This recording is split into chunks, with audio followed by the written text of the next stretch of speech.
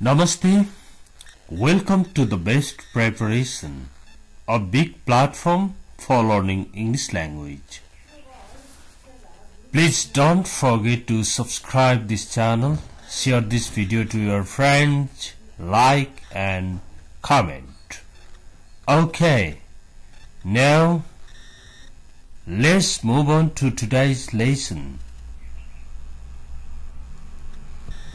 अंग्रेजी जान्नलाई शब्दहरु त हुनु पर्यो, वर्ड पावर त हुनु पर्यो।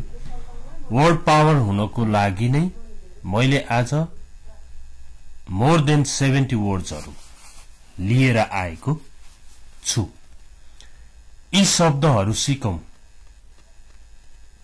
यिनीहरु सुरुमा सजिलो र अन्त्यतिर झनै डिफिकल्ट वर्ड्सहरु तर अत्यन्तै उपयोगी वर्ड्सहरु लिएर आएको छु। अब यसलाई सुरु गरौं र यी वर्ड्सहरु प्राय केसँग रिलेटेड छन् भन्दा जब सँग रिलेटेड छन्। ओके, केमिस्ट औषधि विक्रेता, केमिस्ट। रिटेलर खुद्रा व्यापारी, खुद्रा व्यापारीलाई रिटेलर। तपाई होलसेल गर्नुहुन्छ भने होलसेलर हुनुभयो, रिटेलको गर्नुहुन्छ भने रिटेलर। होलसेलर थोक विक्रेता, होलसेल बेच्ने मान्छे। ओइलम्यान तेल व्यापारी। हाउसवाइफ गृहिणी।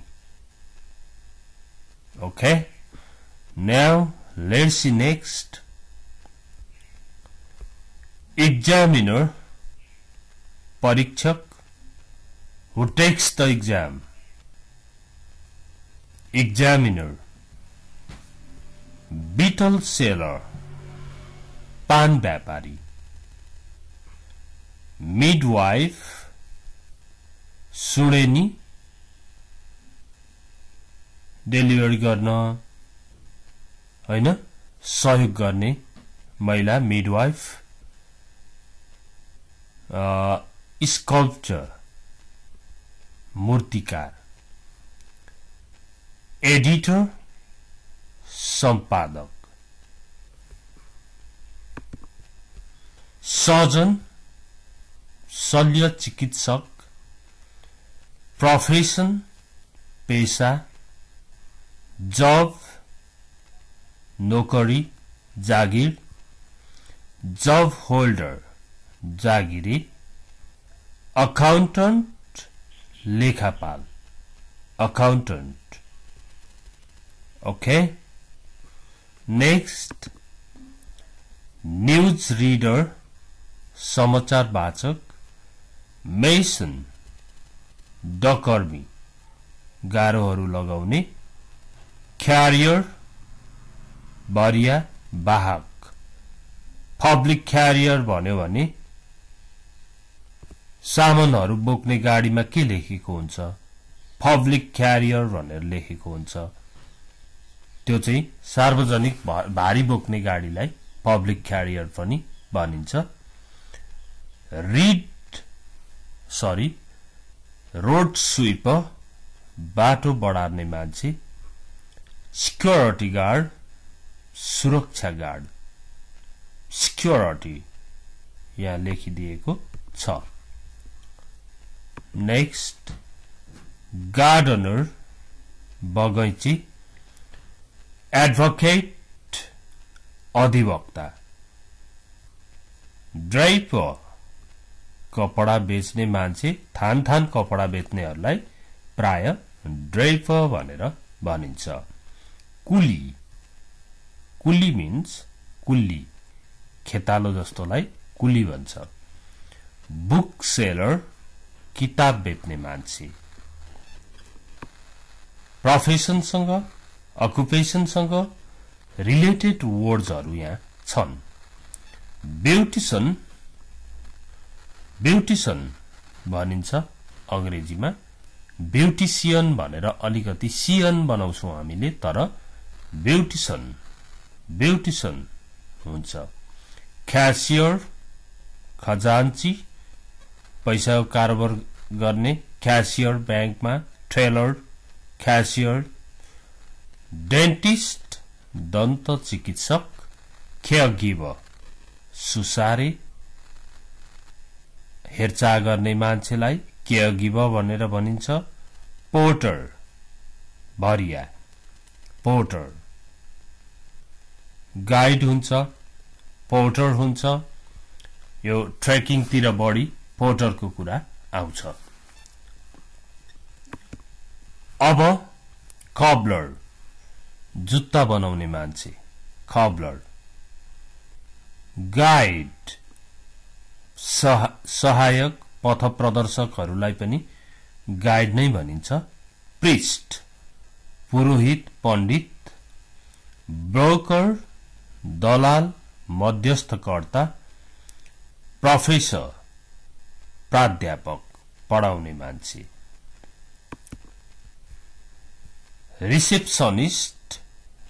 रिसेप्सनिस्ट भइहाल्यो रिसेप्सनमा बस्ने मान्छे लन्ड्रीम्यान भनेको धोबी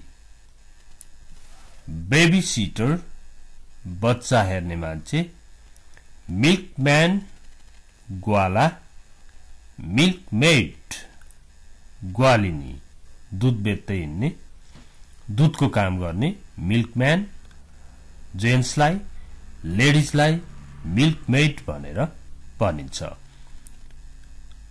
पुरानो कथाहरू भएको बुकमा हेर्नुहोस् देयर वाज अ मिल्कम्यान भन्दै कुराहरू कथाहरू दिएको हुन्छ नाउ शूमेकर जुत्ता बनाउने कबलर जस्तै शूमेकर वाचम्यान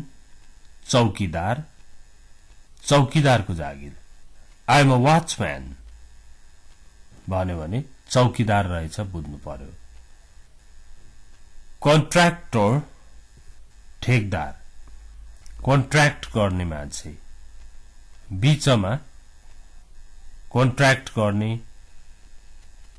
मिलाउनेलाई नै कन्ट्र्याक्टर भनेर भनिन्छ एक्टर अभिनेता एक्ट्रेस अभिनेत्री यसलाई एक्ट्रेस भन्नु पर्दैन actress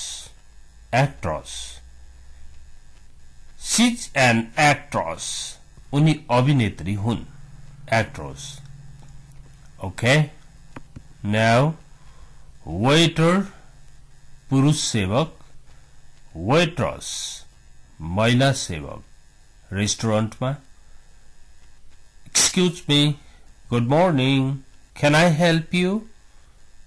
Are you ready to order? What can I do for you? भन्दै सेवा दिने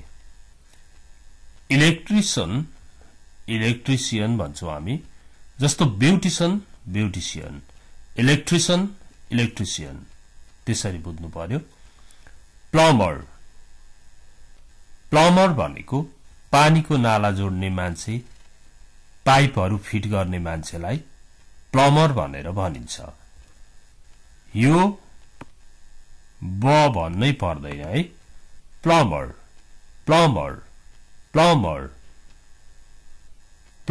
भन्नै पर्दैन प्लम्बर भनेको पानीको नाला जोड्ने नाला फिट गर्ने मान्छे एयर होस्टस हवाई परिचारिका air hostess she is an air hostess उनी हवाई परिचारिका हुन् नमस्ते भन्दै तपाई प्लेनमा चढ्दा एयर होस्टसहरूले वेलकम गर्छन् अनि सर्भिसहरू दिन्छन् इन्फर्मेसन दिन्छन् यति हाइटमा छ यति बेला ल्यान्ड हुन्छ यस्तो छ उस्तो छ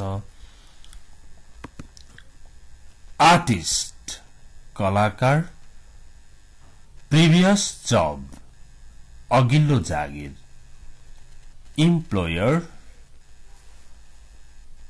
मालिक नियुक्ति गर्ने मान्छेलाई इम्प्लोयर भनेर भनिन्छ र इम्प्लोई यहाँ हेर्नुहोस् त इम्प्लोई भनेको कामदार सेवक, सिंगर गायक,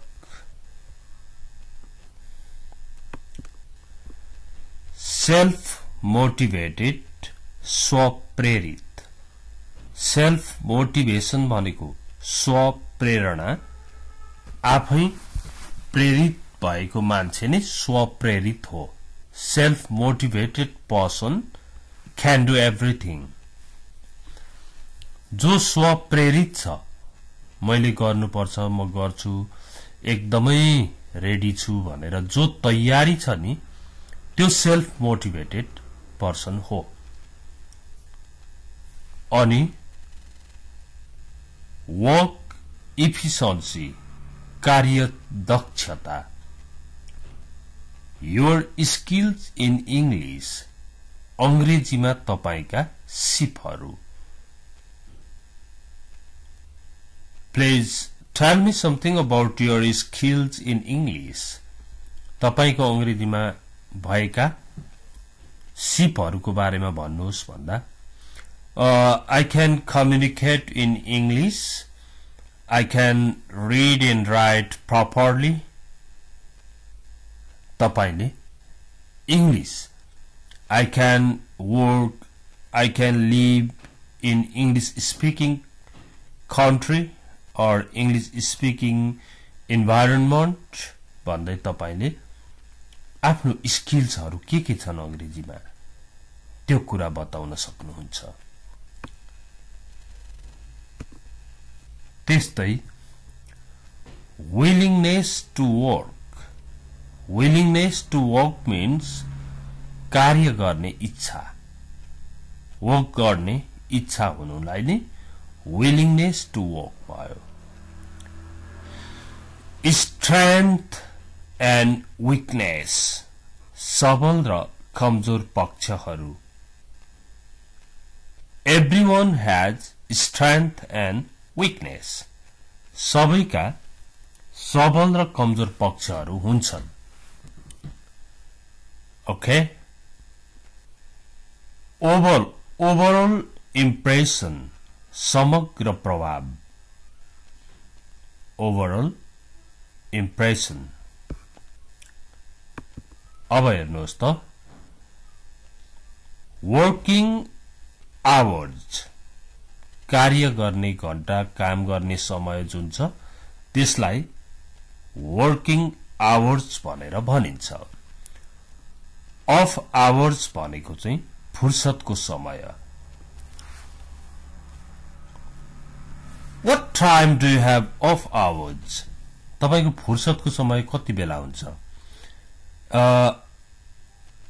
After 5 p.m., after 6 p.m., or before 8 a.m., or between 1 and 2 p.m. दिउँसो 1 देखि 2 बजेको बीचमा। Off hours. Job satisfaction, कार्य सन्तुष्टि।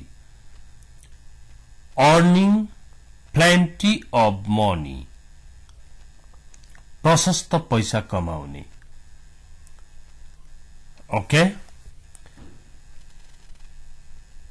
It's a way of earning plenty of money. यो प्रशस्त पैसा कमाउने बाटो हो।